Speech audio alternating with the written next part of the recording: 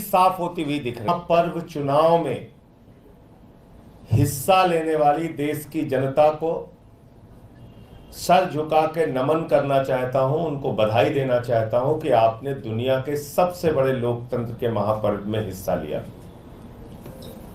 आज चुनावों के परिणाम आ रहे हैं और लगभग तस्वीर साफ होती हुई दिख रही है। ये चुनाव कई प्रकार का संदेश दे रहे हैं। एक सबसे बड़ा संदेश इस चुनाव में दिया जा रहा है जनता के द्वारा कि 10 साल के भारतीय जनता पार्टी के शासन से लोग दुखी हैं, परेशान हैं और वो इस सरकार को हटाना चाहते हैं।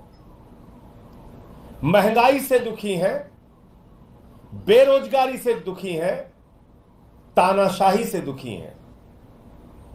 जिस तरह से इस चुनाव में धन बल का इस्तेमाल किया गया, जिस तरह से इस चुनाव में ईडी तंत्र का इस्तेमाल किया गया, सीबीआई के तंत्र का इस्तेमाल किया गया, इनकम टैक्स के तंत्र का इस्तेमाल किया गया, पुलिस के तंत्र का इस्तेमाल किया गया, सारे विपक्ष को पकड़ पकड़ के जेल में डाला गया। हमारी पार्टी के मुखिया अरविंद केजरीवाल सहित हमारे शिक्षा मंत्री, हमारे स्वास्थ्य मंत्री मनीष सिसोदिया और सत्येंद्र जैन को जेल में डाला गया। पूरे चुनाव को प्रभावित करने की एक गहरी साजिश रची गई। उसके बावजूद भारत के लोकतंत्र की यह खूबसूरती है कि देश की महान जनता ने कहा बीजेपी वापस जाओ। यह नारा है इस देश की जनता का। उन्होंने बाबा साहब के संविधान को बचाने के लिए वोट दिया। भारत में आरक्षण की व्यवस्था जो दलितों के, वंचितों के, शोषितों के, पिछड़ों के, आदिवासियों के लिए है, उसको बचाने के लिए वोट किया। और अभी तक के जो नतीजे सामने आ रहे हैं, भारतीय जनता पार्टी को बहुमत होता हुआ नहीं दिख रहा है और पिछले बार की तुलना में लगभग 60 सीटें बीजेपी की कम हो रही हैं।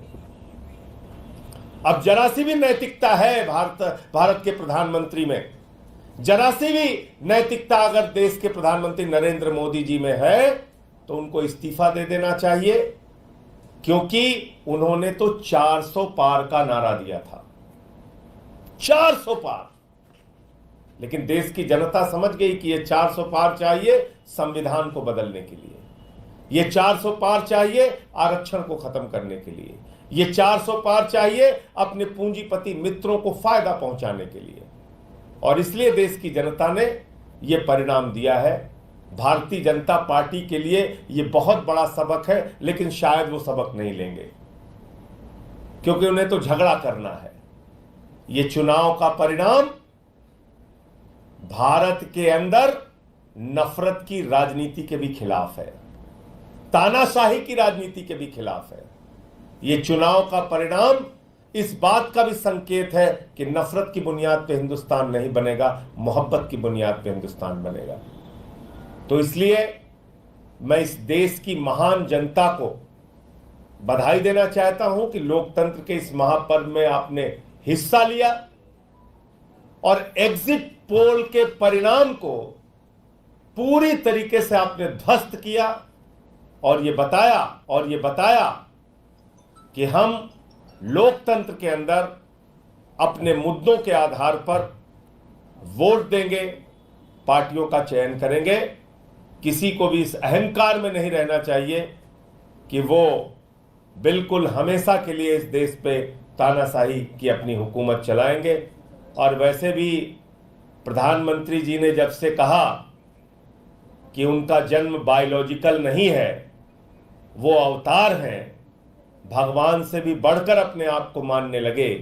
उनकी पार्टी गाना गा रही थी कि जो राम को लाए हैं हम उनको लाएंगे। इतना अहंकार हो गया कि भगवान श्री राम को लाने का दावा करने लगे। इतना अहंकार हो गया कि भगवान जगन्नाथ जी उनके भक्त हैं, ऐसा दावा करने लगे। तो आज बजरंगबली का दिन है, मंगलवार का दिन है और उनको एक संदेश, एक संकेत भगवान ने, प्रभु श्री राम ने, बजरंग बली जी ने, इस देश की जनता ने दिया है। उससे कितना सबक लेते हैं नहीं मालूम, लेकिन वास्तव में ये भारत के लोकतंत्र की महान जनता है जो ये बताने के लिए मैदान में आई कि आप इस देश में तानाशाही की हुकूमत नहीं चला सकते। मैं निवेदन करूंगा हमारे प्रदेश अध्यक्ष और कैबिनेट मंत्री गोपाल राय जी से कि वो अपनी बात रखें।